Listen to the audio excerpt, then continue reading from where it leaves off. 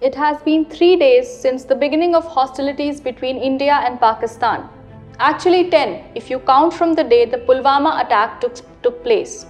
The unfortunate loss of a MiG-21 aircraft and the capture of Wing Commander Abhinandan Vartaman has led to a big chorus among the perpetual peaceniks of the subcontinent. The capture of an Air Force pilot was quickly exploited for virtue signaling by some in the elitist English media. They say they want to avoid war and that war is not a solution for what India and Pakistan are going through right now. In this episode, we want to tell you how such defeatist, hollow sentimentalism has hurt the cause of India's fight against terrorism in the last 20-30 years. First, this reckless pacifism encourages jihadi organizations. If you dial back to 1999, when the IC-814 Indian Airlines flight was hijacked and its passengers held hostage, you'll notice the same peace-demanding gang was mobilizing opinion in favor of releasing Jaish-e-Mohammed chief Masood Azhar. The pressure tactics against the government by big TV channels, anchors and journalists worked. India released the dreaded terrorist. And what happened? Jaish-e-Mohammed has since struck India multiple times, including the Parliament attack in 2001, the Mumbai attacks of 2008, the 2016 Pathankot attack, and lastly, the Pulwama attack earlier this year. So when peaceniks want India to talk to Pakistan, what exactly does it signal to jihadis? Weakness. Jaish will come back to hit you and we will see more terrorist strikes on Indian soil. How exactly do peaceniks plan to end this 1,000-year war?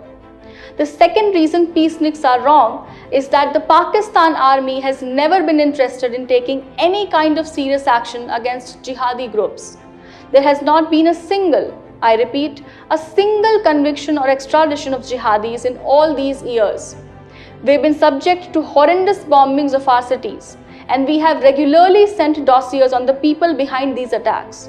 Turns out, not even a single terrorist has been convicted or extradited. No conviction in 30 years. So what exactly is the end game in talking to Pakistan?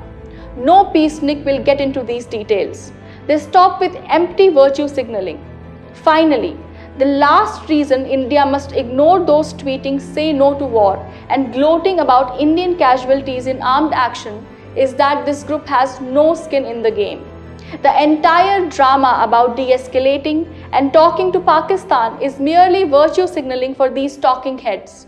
When terror hits Indian cities and forces, it is the common man and woman who's hit, be it the office goer or the soldier. The Lutyens elite is safe in their cocoons. They're not going to be hit by bomb attacks. The poor CRPF Jawan is. Make no mistake, this is not a conflict India sought. Jihadi mobilization started first. Kashmiri Islamist supremacism started first. India's cities were bombed first. India's troops are being hit. India is merely responding in self-defense. By hitting back hard and ensuring fear in the hearts of the adversary, we are saying no to a future war. We are imposing costs, inflicting material damage, and destroying jihadi morale. Don't believe the pacifists. They're probably only looking for a free flight ticket to the next Track 2 diplomacy conference in a posh location. Remember, we are not the aggressor here. India didn't start this, but our view is that India must end it, and on its own terms.